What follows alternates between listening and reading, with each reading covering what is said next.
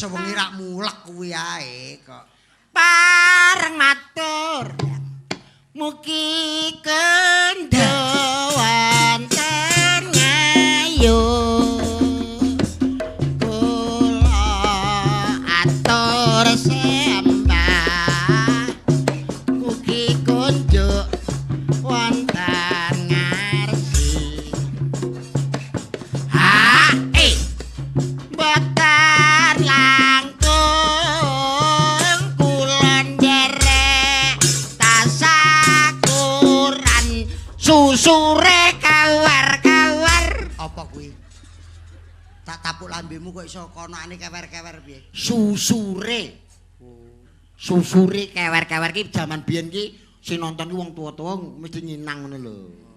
Ngono toprake gamene. Susure kewer-kewer. Ngono.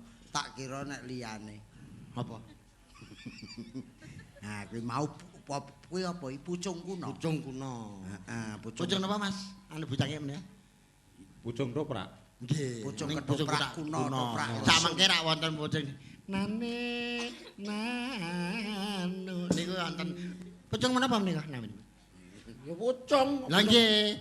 Lah sing arani Nane nane Nanane. Kuwi pucung beda. Nah, kuwi aku ya iso ngono kuwi. Maju. Ngilmu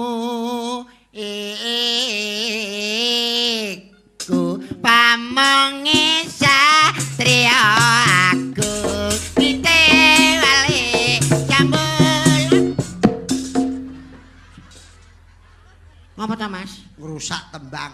Kok iso ngrusak piye? Lah kuwi kok iso pamonge Satria Agung lho. Kuwi kan piye? Kowe mau ngelmu iku apa Semar iku?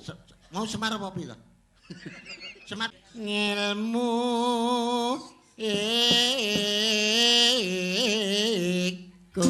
kelakone kanthi laku pitewale jambul.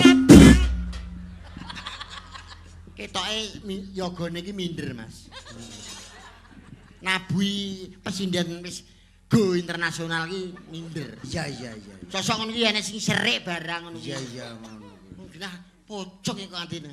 Ngilmu iku Lah iki lho. Lah kuwi sing bosok kuwi. Sorry Mas, sing mesrek nggonku kok Mas.